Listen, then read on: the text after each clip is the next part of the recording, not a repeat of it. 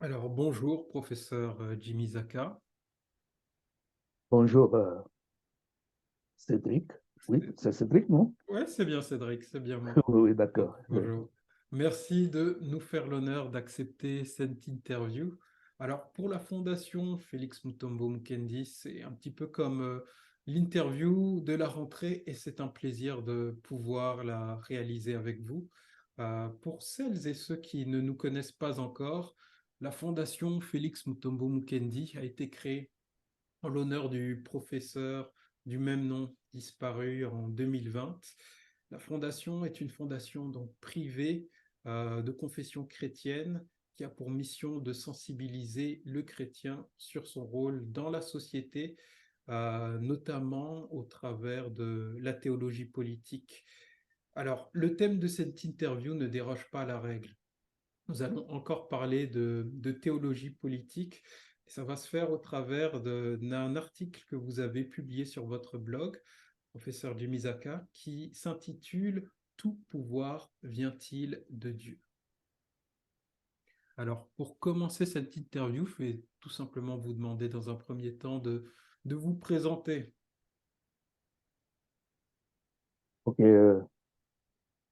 merci beaucoup, Cédric, mais vous me permettrez d'observer un petit moment de silence Mhm. à la mémoire de mon frère Félix, avec qui j'ai eu des relations très intenses, très affectives, et il m'a quitté brutalement. Et d'ailleurs, c'est pour cela que vous avez vu que j'avais, aussitôt après, aussitôt que j'ai appris la nouvelle, j'avais dédié un article en son nom, intitulé Le théologien souffrant. Alors, nous allons observer un petit moment avant que je ne commence l'interview.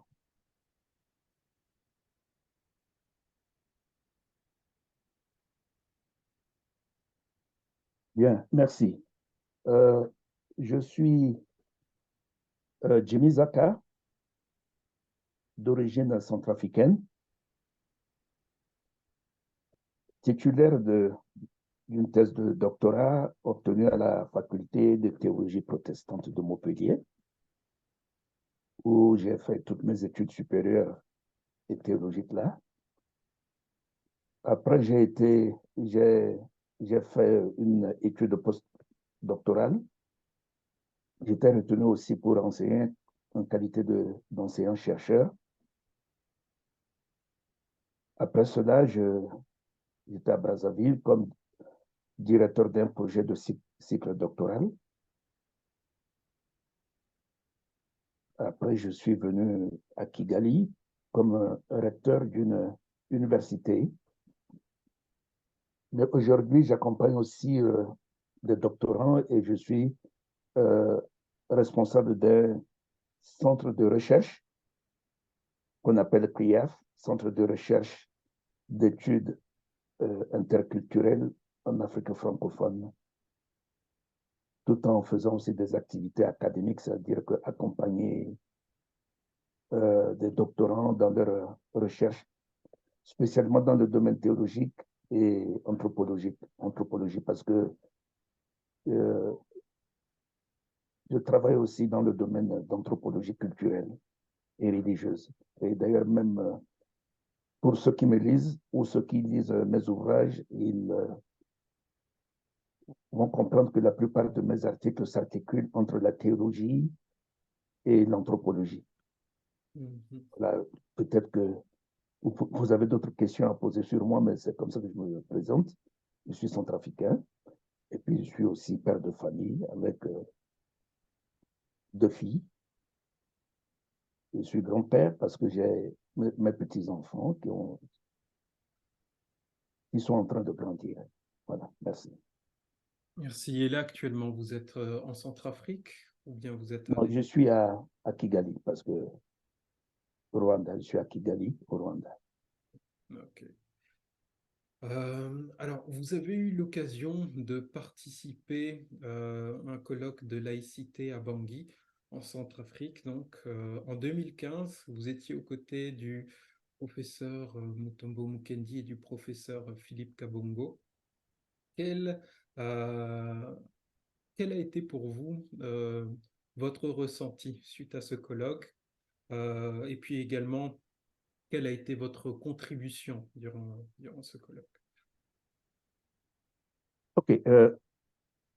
D'ailleurs, je dois souligner que c'était l'ultime occasion d'avoir rencontré le professeur Félix, parce que lui aussi, il était invité à ce Mhm, colloque. Lui et moi, nous étions les deux intervenants venant de l'extérieur, grâce au pasteur Philippe Kabongo mhm, Baya, qui était il était parce qu'il était l'un des membres de l'observatoire Pharos. mhm, Bien, en parlant de ce colloque, je dois d'abord vous dire que mon pays, la Centrafrique, a connu beaucoup de soubresauts politiques. Elle a connu beaucoup de crises par des coups d'État, des mutineries, des rébellions. Et le pic de cette crise était une crise qu'on appelait conflit interreligieux, ce qui était complètement faux, mais c'était vraiment un label, une étiquette qu'on avait mise sur cette crise Et pour entre. que ceux qui nous écoutent et nous regardent puissent situer, ça s'est déroulé, quand vous parlez de pic, ça s'est déroulé en plus ou moins en quelle année, quelle période? C'était entre 2013, 2014, Hmm, 2015. d'accord. D'ailleurs, même j'allais situer dans le temps cette crise, parce que ça a commencé avec ce qui se passait entre les Balaka et les Seleka. Voilà, Mhm, c'était deux groupes armés. On appelait un groupe les Balaka, c'est-à-dire qu'on pensait que c'était des chrétiens. On leur avait donné une identité chrétienne, ce qui était complètement faux. Et il y avait aussi les Seleka qui avaient une identité musulmane. On mhm, pensait que c'était un conflit qui était entre les chrétiens et les musulmans. mhm, Et ça a pris une ampleur très, très, très, très grave parce qu'il y avait, cela a fait beaucoup de victimes, euh, de deux côtés d'ailleurs. Et il y avait vraiment une fracture assez profonde. Donc le problème maintenant, c'était de chercher à voir comment il fallait recoller les morceaux, essayer de ramener, d'amoindrir les fractures qui étaient entre les deux communautés. À cette occasion, l'Observatoire Pharos s'était beaucoup impliqué. Le pasteur Kabongo était aussi membre de cet observatoire et il avait pensé organiser euh, un colloque à Bangui sous l'égide de l'université de Bangui. Et ce colloque s'intitulait, si je ne me trompe pas, ça s'intitulait euh, Laïcité, citoyenneté, appartenance religieuse, et ainsi de suite. mhm, Donc, on était contactés par Pharos, professeur Félix et moi, pour essayer d'apporter quelque chose pendant ce colloque, parce que ce colloque réunissait plusieurs participants. Il y avait des juristes, il y avait des universitaires, il y avait des anthropologues, il y avait des, des étudiants et bien d'autres personnes. Donc, on devait venir apporter une réflexion assez profonde pour explorer des pistes où il fallait redéfinir ce que c'est que la laïcité, explorer aussi des solutions à ce problème qui se posait entre les communautés religieuses. C'est à cet effet qu'on était venu. Euh, de notre côté, professeur Félix et moi, on devait développer ce qu'on appelait le christianisme et le pouvoir. C'est-à-dire que quel était le rôle du christianisme dans une telle situation conflictuelle, qu'est-ce qu'on devait dire et quelle solution on devait apporter du point de vue chrétien. Le professeur Félix avait fait un très bel exposé, une très belle réflexion où il parlait de le christianisme du pouvoir ou le christianisme au pouvoir. C'est-à-dire, la problématique qu'il posait, c'était de savoir qui devait décider la notion de laïcité dans une société. Est-ce que c'est le pouvoir ou c'est l'Église, de par ses acquis de la foi chrétienne? Et je crois qu'il a apporté beaucoup de beaucoup d'éléments qui pourraient aider les gens à comprendre cette notion. Et d'ailleurs, même, il a pris comme exemple, parce qu'il avait une sémantique assez particulière de zébédéisme. En parlant de Zébédée, son frère et sa mère qui s'approchaient de Jésus pour négocier quelle devait être leur place dans le royaume de Dieu. Mais au final, il a fait comprendre que le royaume de Dieu devait être sur la terre. D'ailleurs, même, cela fait partie de la théologie politique dont il est l'un des artisans. Et ça, c'était très important.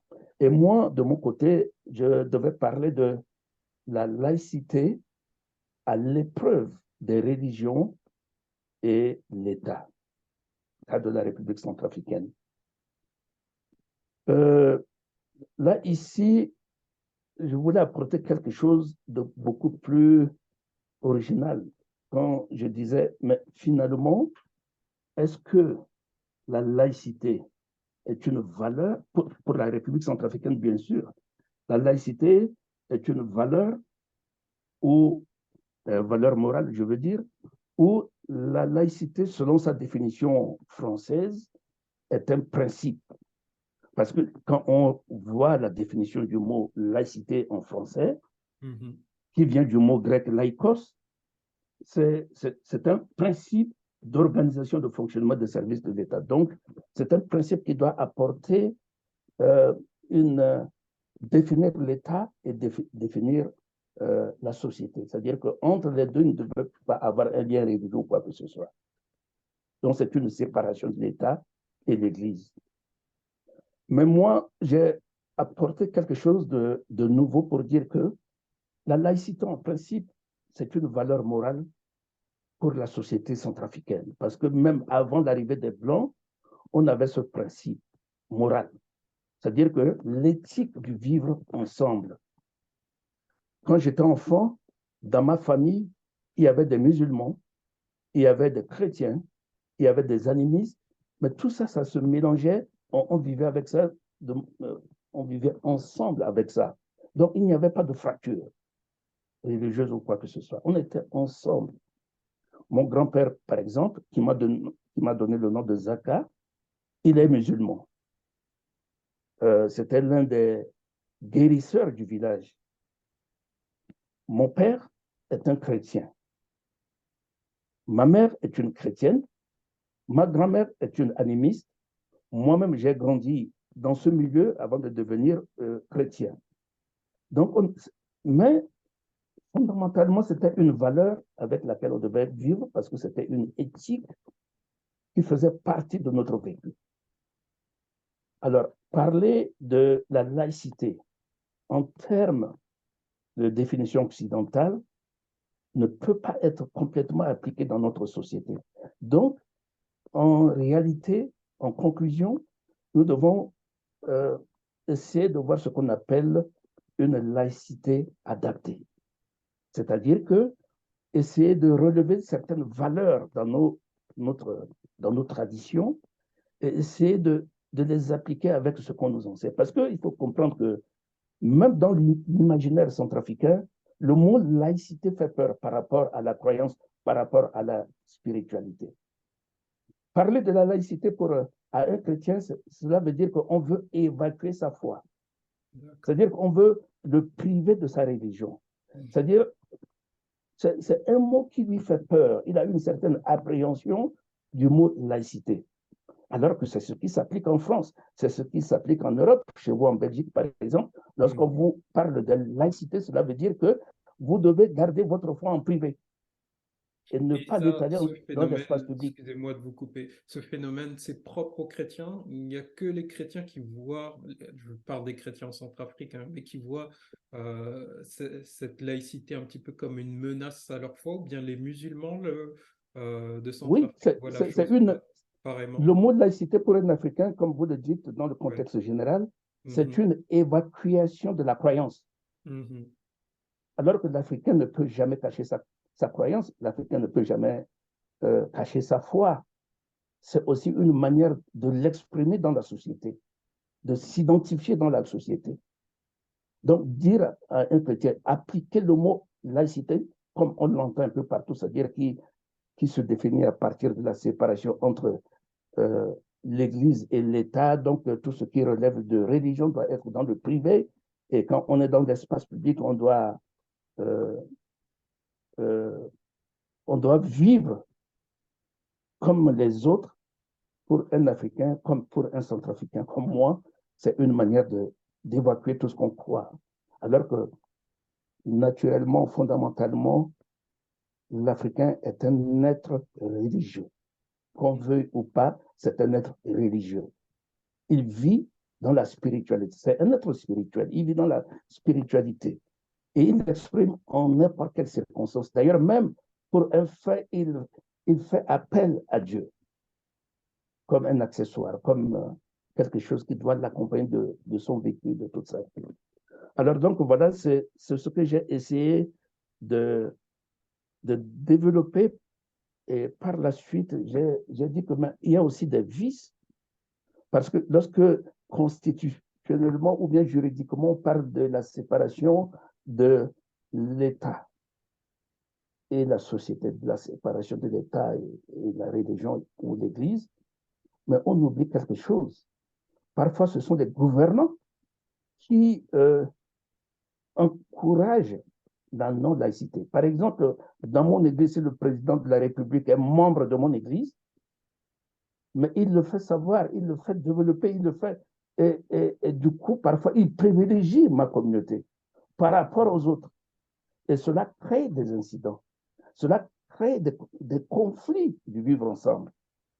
Si, par exemple, le président, parce qu'à notre époque aussi, à cette époque, le président était musulman. Mais c'est Mhm. comme si pour la société, les musulmans avaient un certain privilège parce qu'ils étaient favorisés. Et Quel est ça, le pourcentage de musulmans, chrétiens, plus ou moins dans la population?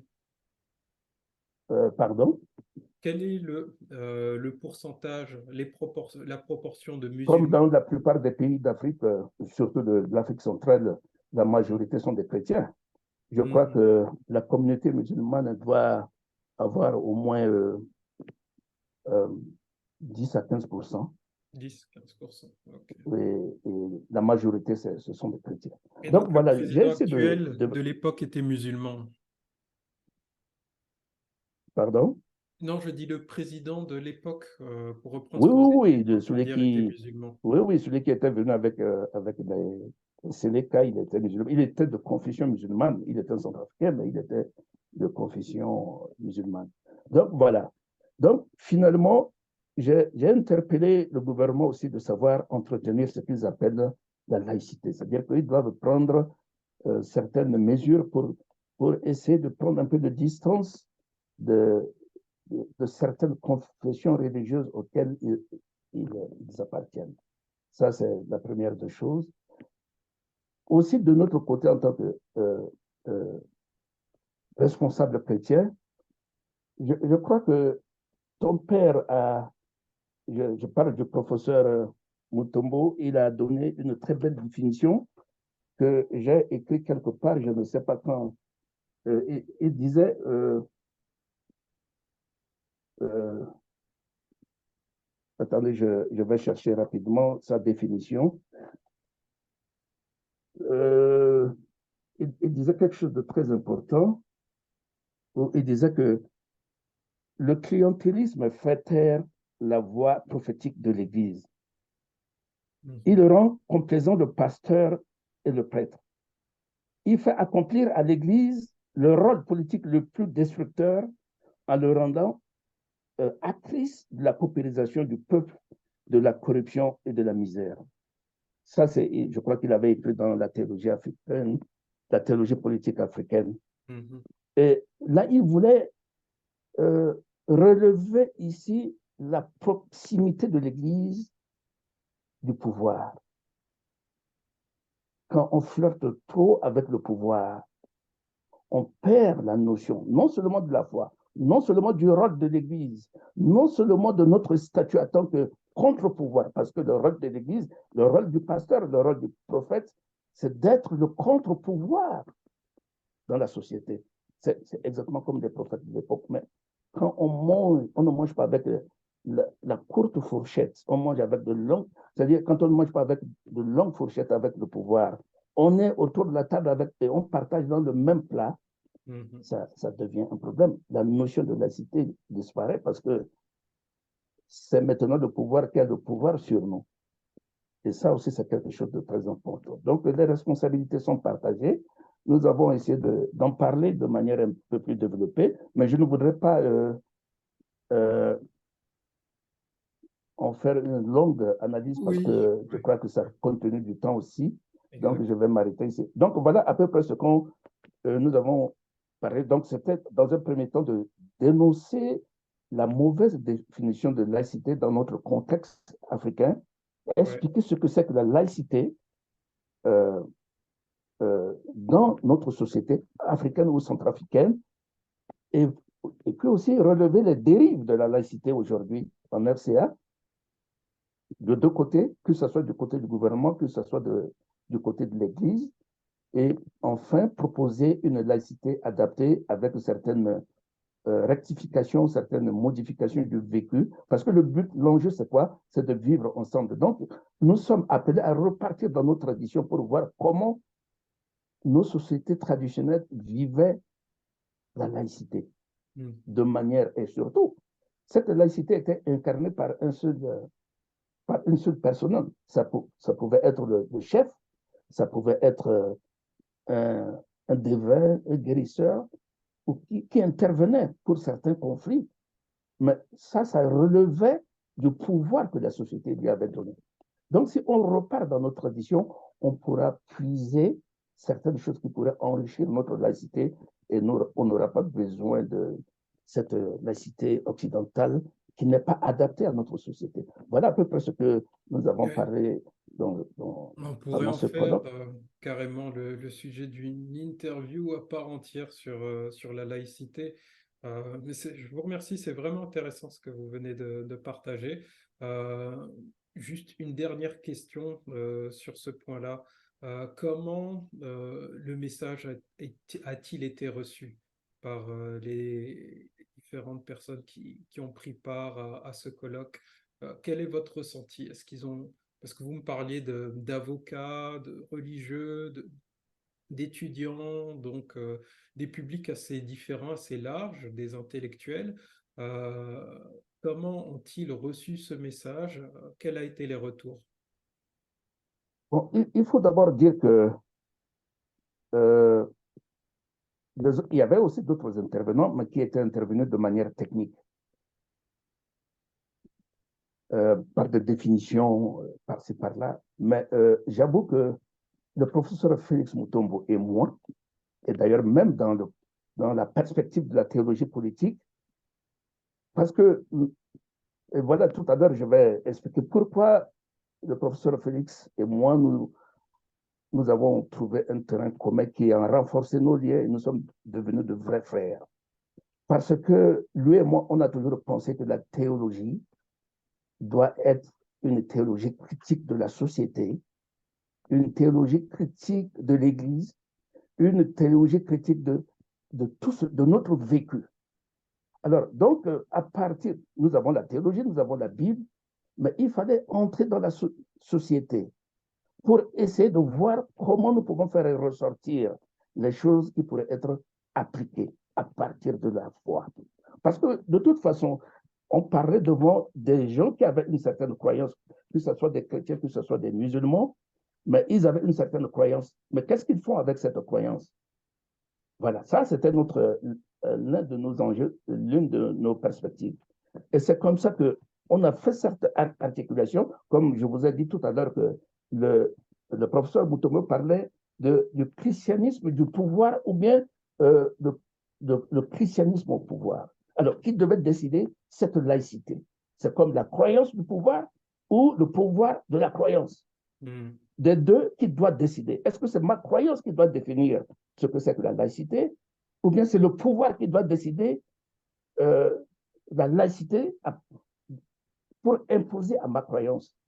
Mais quand on a fait toutes ces articulations, mais déjà, d'abord, ils étaient stupéfaits, ils étaient surpris.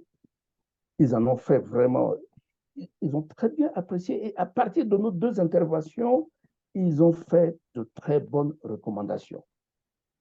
Ils ont fait de très bonnes recommandations. D'ailleurs, on a eu des retours très positifs, on a eu des échos très positifs, on en était très fiers. Et là, au moins, on a dit qu'on a apporté quelque chose à nos pays. Parce qu'il faut comprendre quelque part que le professeur Félix Mutombo était centrafricain, parce qu'il a vécu très longtemps en Centrafrique. Et d'ailleurs, même quand il était parti, il a retrouvé ses vieilles attaches, beaucoup de connaissances. Il se sentait comme le poisson dans l'eau. Donc, il avait aussi une très bonne connaissance du contexte centrafricain et il en a fait usage. Voilà. Sauf si peut-être que j'ai bien répondu à votre question.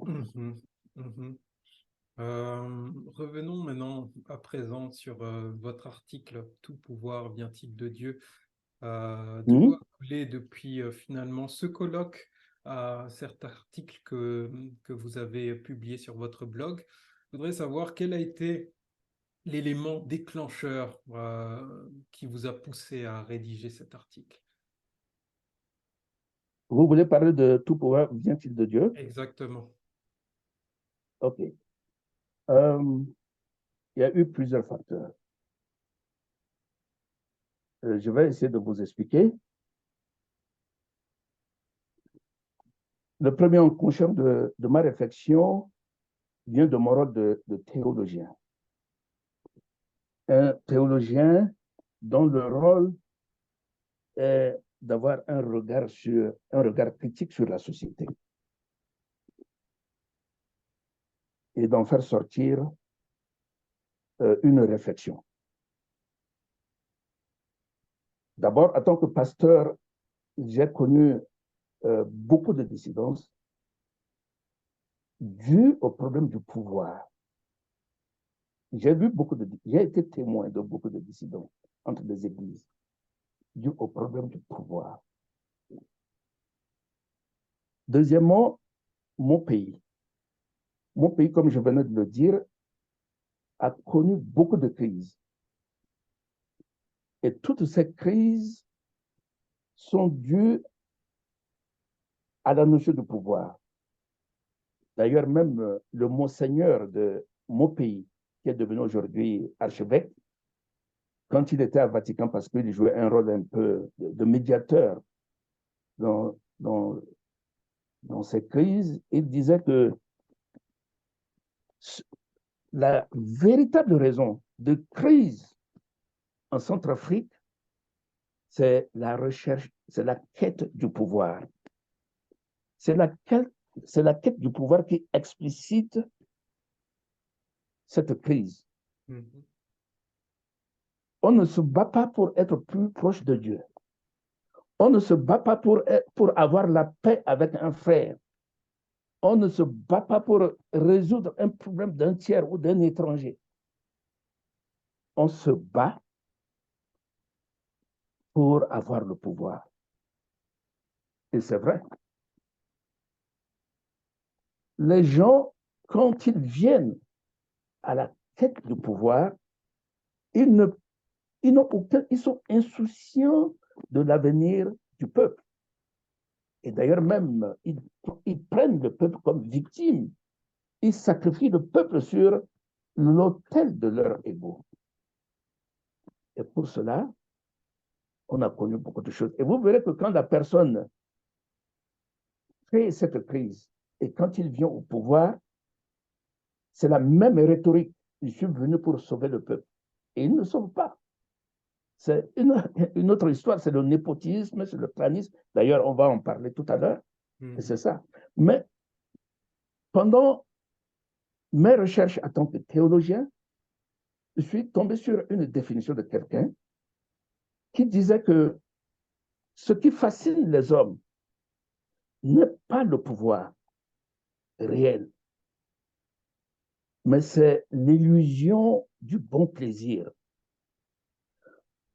Le pouvoir du roi, c'est de gouverner, mais il n'a pas envie de gouverner. Il a envie de contraindre. Il a envie de commander. Il a envie d'échapper à la condition humaine. Il a envie de devenir tout puissant.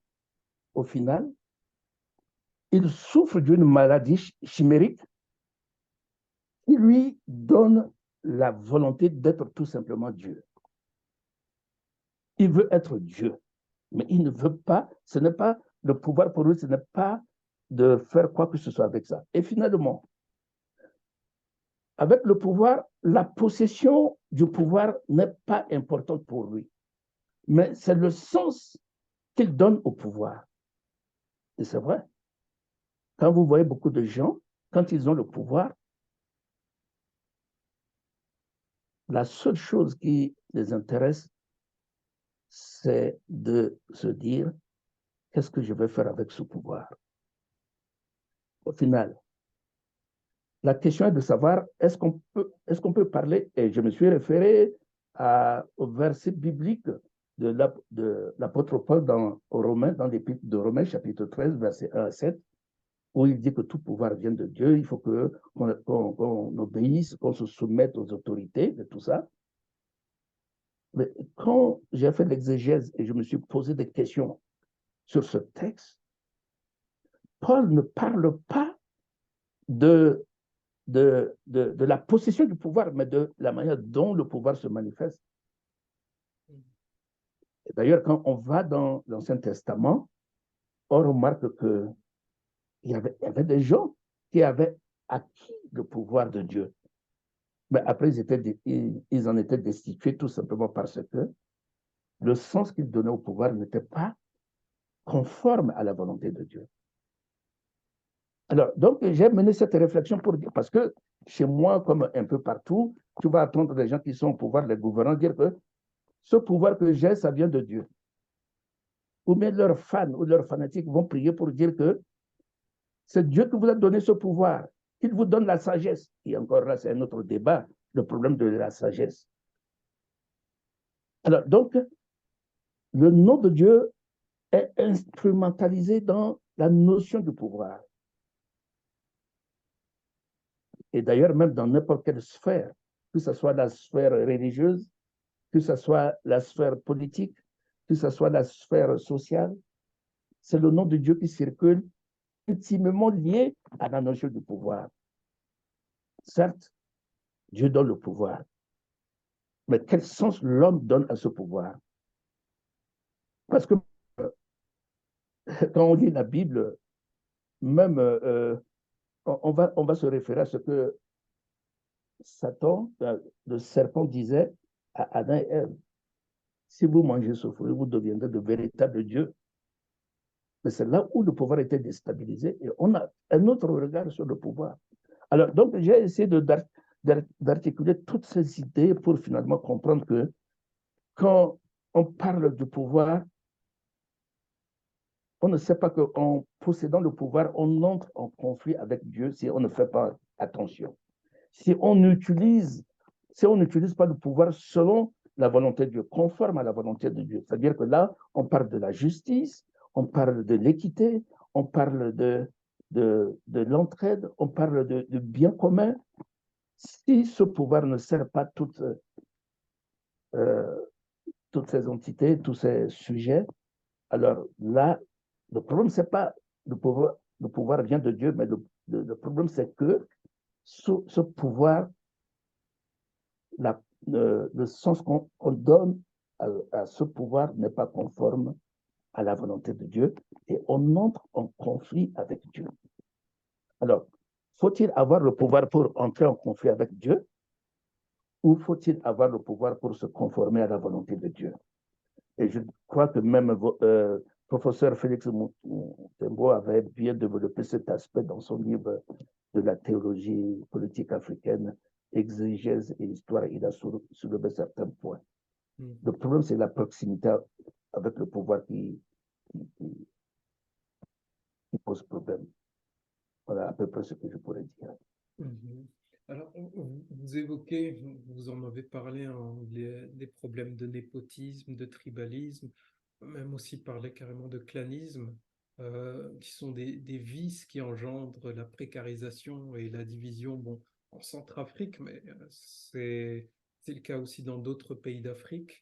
Euh, Comment pensez-vous que ces problèmes pourraient être abordés et surmontés? Bon, de toute façon, il faut comprendre que le népotisme est un vice qui fait partie de la nature humaine. En Afrique, on est avec le népotisme et lorsqu'on ne se jette pas, lorsqu'on évite le népotisme, on se construit une mauvaise figure dans la société. On va vous prendre, si vous, Cédric, vous avez, vous êtes dans une position favorable qui pourrait aider tous vos frères et sœurs et que vous ne le faites pas, on vous colle un cliché associable, c'est-à-dire que vous n'êtes pas sociable, vous êtes méchant. Donc, le népotisme, c'est quelque chose qui enrichit, quelque part, je pourrais dire, mais qui s'impose à notre nature, qui s'impose à notre identité, et parfois on doit le faire. Mais, en tant que chrétien, qu'est-ce que nous devons faire du népotisme? Parce que c'est un vice. Parce que lorsque je me plonge dans le népotisme, j'exclus tout ce qui n'est pas de mes biens. Le népotisme est exclusif. Ce n'est pas commun. Est-ce que je dois faire du népotisme? Voilà, je repars encore par ma qualité d'anthropologue. Dans la société traditionnelle, si je vous informe que le népotisme n'existait pas, parce que les liens sociaux étaient beaucoup plus forts que les liens biologiques. Vous, Cédric, fils de Félix Mutombo, puisque je suis son frère, même pas de lien biologique, mais nous sommes amis, vous m'appelez papa. Et moi, je vous considère comme fils. Vous voyez que, et là, vous n'appartenez pas seulement au professeur Félix Mutombo, mais vous appartenez à tous ces liens affectifs. Donc, vous êtes sous une tutelle affective.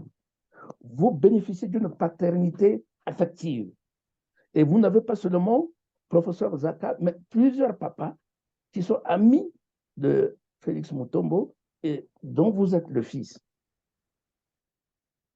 C'est pourquoi, si je suis dans une position favorable et que vous avez besoin de moi, je pourrais vous aider. Et là, pas parce que vous êtes mon fils, mais parce que vous faites partie de mes affections et consorts. Mais quand on devient chrétien, de notre foi chrétienne, on va voir un peu que Jésus-Christ lui-même, il a rejeté le népotisme. Parce que quand on lit dans Matthieu 20, sa mère s'approche de lui pour le voir et il va poser une interrogation qui évacue toute la notion du népotisme. Qui est ma mère? Qui est mon frère? Qui est ma sœur?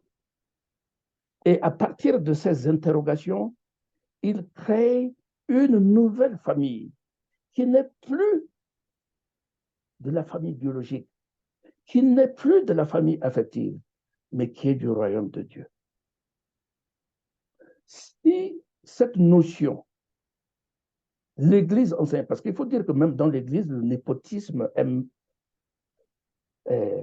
aujourd'hui, dans nos églises, le népotisme a fait son lit un peu partout, dans toutes les sphères de la société, Et que ce comment il soit a dans les fait, églises, et que ce comment il a soit fait dans son la nid, société. justement? Comment vous l'expliquez? Comment il a pu faire son nid? Parce que l'essence même du christianisme rejette le népotisme, et dans nos traditions ancestrales, il n'y avait pas de népotisme. En tout cas, pas comme il est surdéveloppé dans la société actuelle. Comment expliquez-vous qu'il se soit si facilement répandu et qu'il soit si prégnant maintenant dans les églises pour commencer, puis carrément dans la société? Je crois avoir évoqué l'une des raisons par le fait de, de, de protéger notre identité pour ne pas être traité de méchant. Donc, c'est dû, la, la, c'est dû aux pressions de la société, aux pressions familiales, par exemple, aux pressions affectives, si vous voulez, aux pressions de beaucoup de choses, de beaucoup de facteurs. Mais le problème aussi, c'est que nous, la personne est liée à ces pressions pour protéger son image, pour protéger son identité, pour protéger ses relations affectives. Il doit le faire. Deuxièmement, il y a aussi le problème d'intérêt. On fait le népotisme, on pratique le népotisme pour protéger un intérêt. Parce que s'il y a un danger qui intervient, ceux que j'aide doivent intervenir pour m'apporter une certaine défense, pour m'apporter une certaine protection. Le népotisme aussi, c'est une parade contre d'autres sociétés, d'autres communautés. On privilégie pour avoir plus que d'autres communautés et avoir une certaine hégémonie sur ces communautés. Il y a plusieurs facteurs que je ne pourrais pas vous aider, mais le substrat de tout ça, pour essayer d'évacuer tout ça de népotisme, c'est d'enseigner à partir de la Bible, à partir de la foi chrétienne, que c'est un vice. Si Jésus-Christ lui-même, il l'a rejeté, vous voyez par exemple que la mère de Zébédée apporte ses deux fils à Jésus pour leur dire que je vais, si vous pouvez, Seigneur, mettre l'un à droite, à votre droite et l'autre à votre gauche. C'est quoi? C'est le népotisme qu'elle cultivait depuis très longtemps. Et elle voulait que Jésus l'applique. Mais Jésus lui a apporté une certaine réponse. L'Église, en principe, et surtout que nous avons encore beaucoup plus de facteurs, de sous-facteurs en Afrique, où il y a des tribus, où il y a des clans, où il y a de quoi je ne sais. Et tout ça, nous sommes appelés à aider par-ci, à aider par-là. Et si on ne le fait pas, on a une certaine mauvaise image, comme je ne cesse de le répéter. Mais le problème, c'est de travailler de ce côté pour que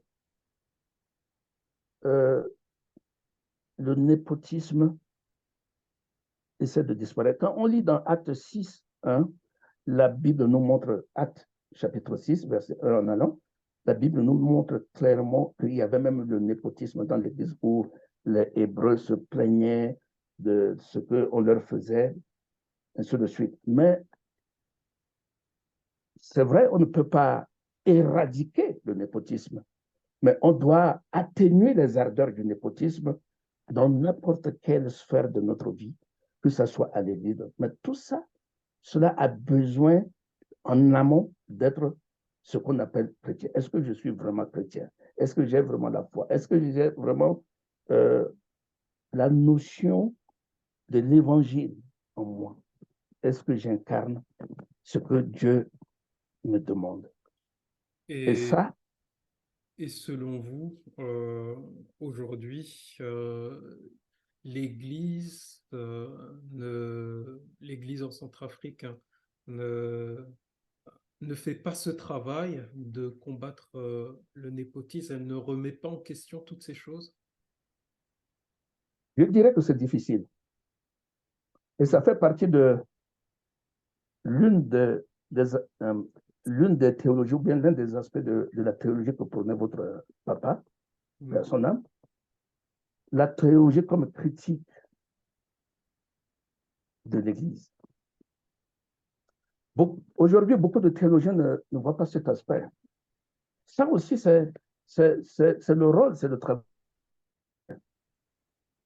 d'y réfléchir, apporter des réponses adéquates à certains vices, à certaines dérives qui se passent dans les églises. Le théologien n'est pas seulement quelqu'un qui se mure dans ses quatre murs, dans une faculté de théologie, et faire usage de grandes connaissances.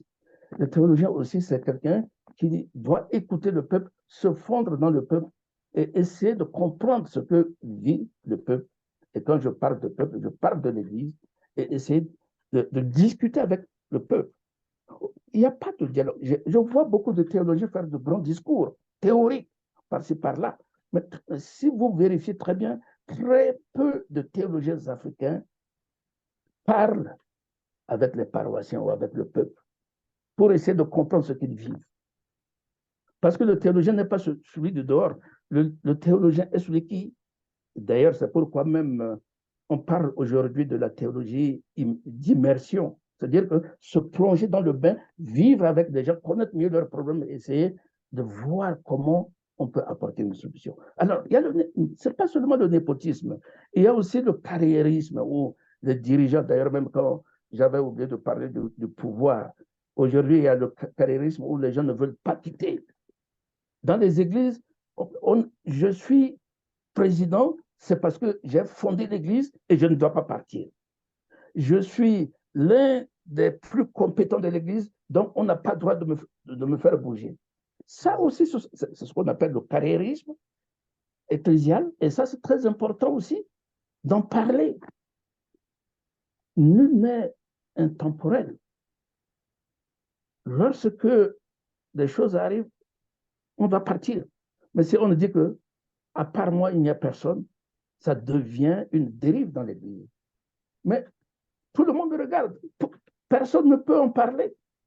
Parce que peut-être qu'on a peur d'être agressé, on a peur de quoi, je ne sais. Donc, c'est pour vous dire qu'il y a une rupture de dialogue total entre un théologien africain et l'Église. Seulement des grandes connaissances, seulement nos bouquins, seulement nos publications, seulement nos exposés ou quoi, je ne sais, et on retourne à la faculté. Mais votre père, un jour, j'ai suivi l'une de ses prédications. J'ai cherché la vidéo pour reprendre ici dans cette interview, mais je n'ai pas pu trouver. Mais je l'ai écouté une fois, je ne sais pas si c'est pasteur Kabongo qui me l'avait fait entendre. Il prêchait à l'église protestante de Kinshasa, à l'UPC. Il a fait une très bonne prédication. Et il a évoqué cet aspect. Mais tout le monde était dans le silence.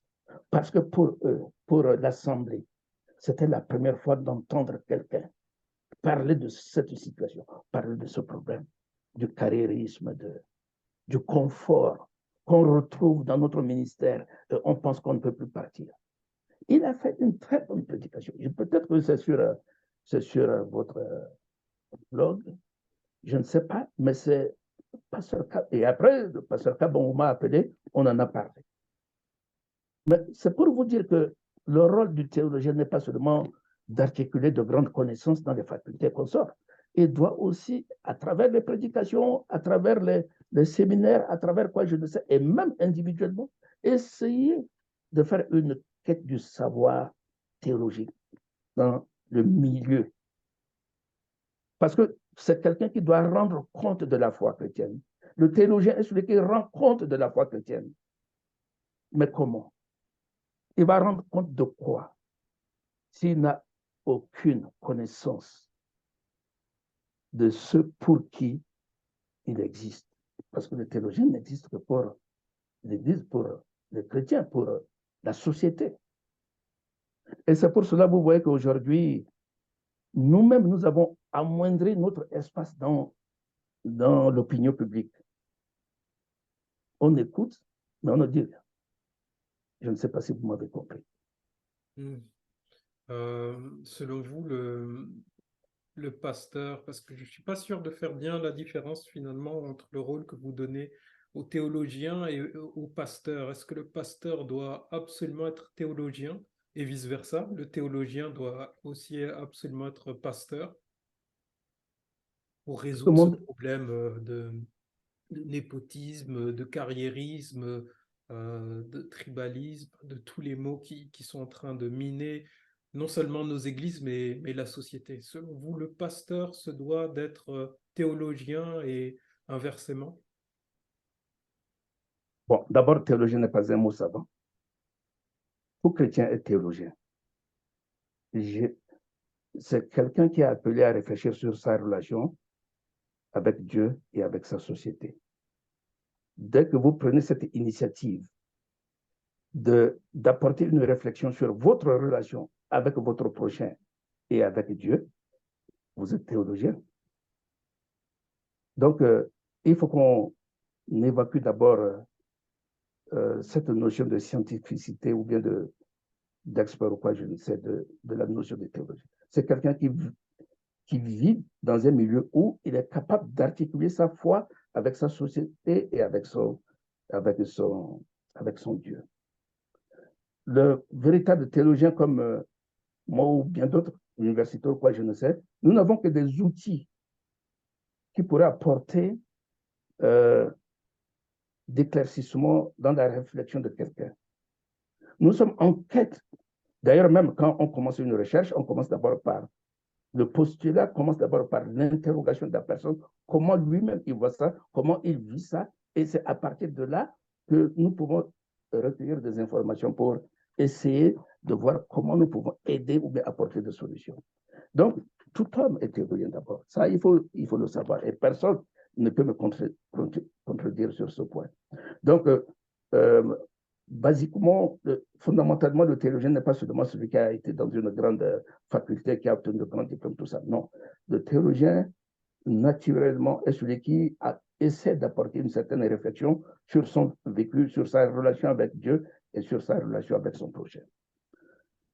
Ça, c'est donc, le pasteur lui-même, déjà, je pourrais vous dire, il doit être un théologien.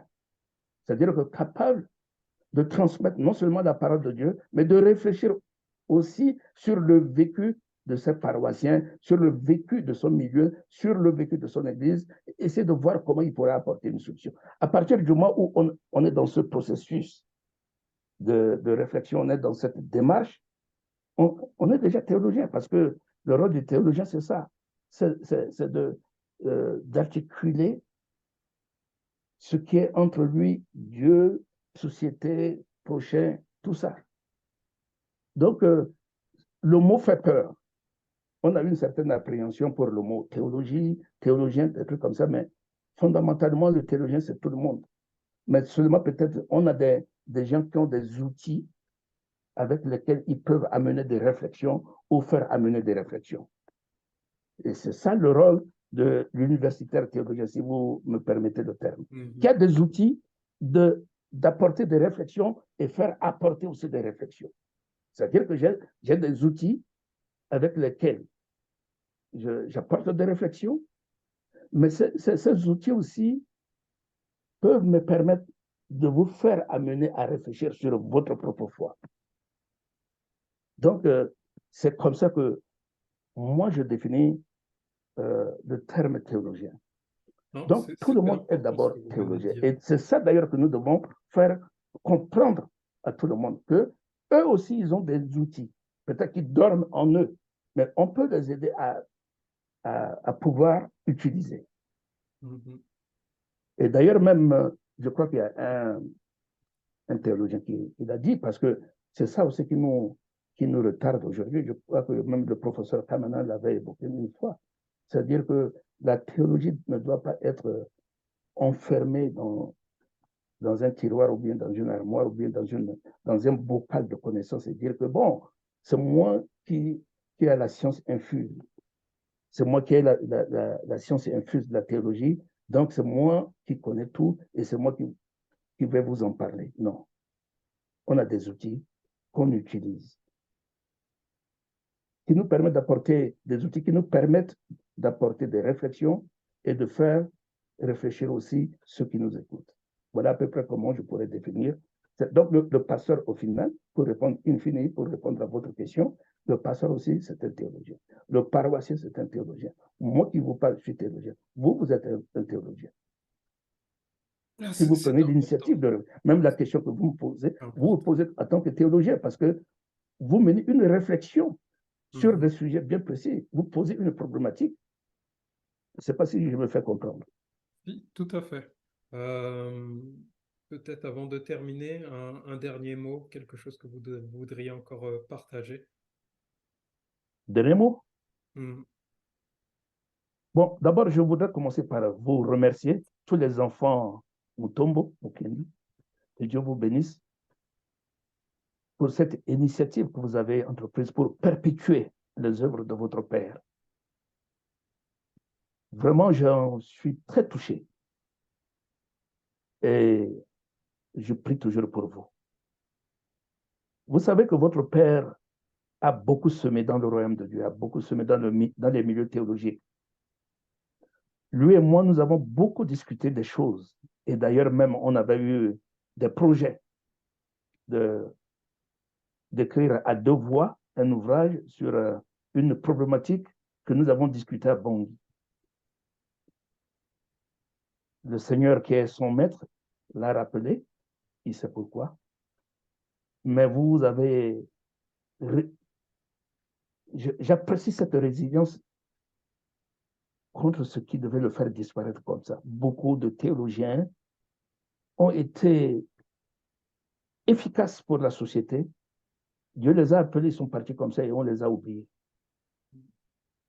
Mais quand vous avez des gens qui perpétuent, qui essaient de pérenniser ce que vous avez commencé,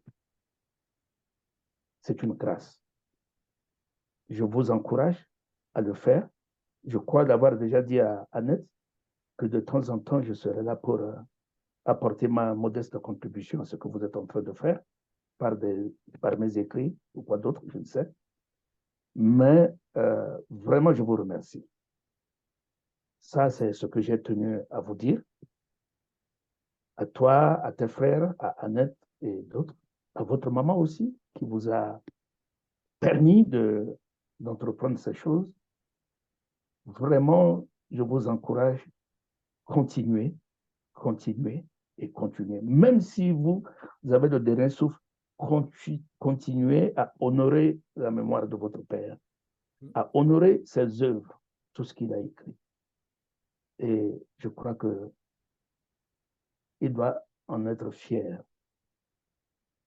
Mon dernier mot, c'est par cette fondation, continuer aussi à promouvoir la notion de la théologie africaine.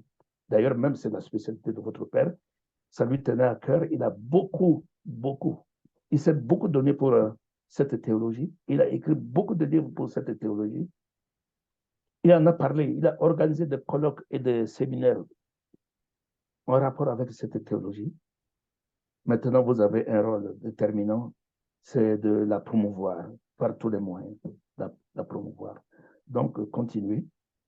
Et je vous remercie beaucoup. Je crois aussi que mes collègues théologiens ont un rôle par rapport à tout ce qu'on s'est dit ici. Nous devons essayer de réajuster notre regard sur notre propre activité en tant que théologien.